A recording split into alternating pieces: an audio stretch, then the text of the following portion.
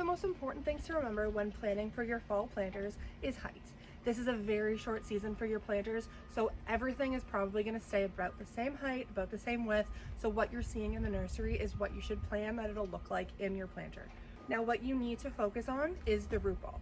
So this is our centerpiece. I always like to start off with the centerpiece, and this root ball is really large. A lot of your other insert plants are definitely not going to be this size, but what you can do is put everything up against the top of this root ball, and then that will give you your base of where everything will sort of fall in your planter. So we have our tallest piece here, which is our centerpiece, and this is our switchgrass. The next item that I'm going to choose is going to be the next tallest piece.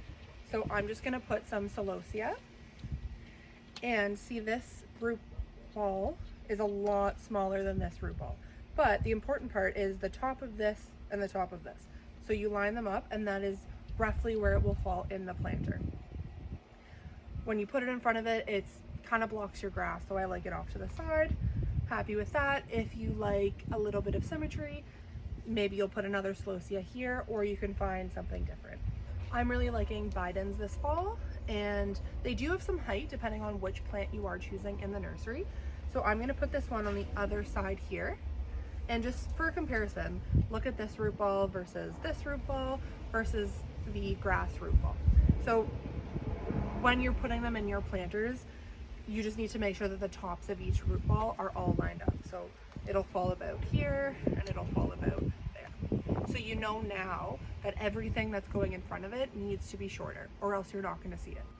Once you've chosen your centerpiece and your true tallest parts that go with it at the very back, I like to skip ahead to the front, because based off of what they have at the nursery, maybe the look that you're going for, maybe you have one really big cabbage, or you have some small cabbages, a small mum, so figure out sort of your look for there.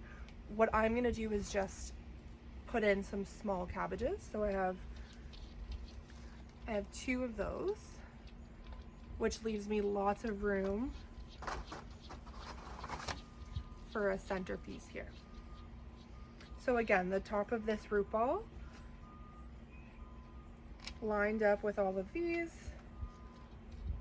is about there. So you know that you're gonna see everything behind this cabbage, and that you do have room in front of your grass to add another little plant. So for my final piece in the center, I'm gonna add rudbeckia.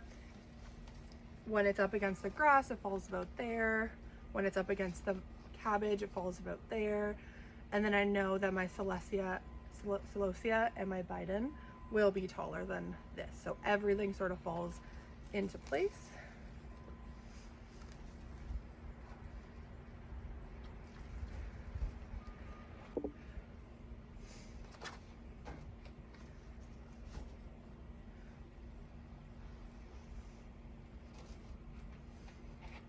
Once you have all of your main plants, I like to just go in with a filler. There's always a spiller that I like. So the creeping Jenny is great. And then I like to just always grab some pansies as well, because they're a great pop of color. They're a great like little stuffer. Sometimes you need some extra here or here, depending how they fall in your planter. It just, you know, fills it in a little bit. And these are great.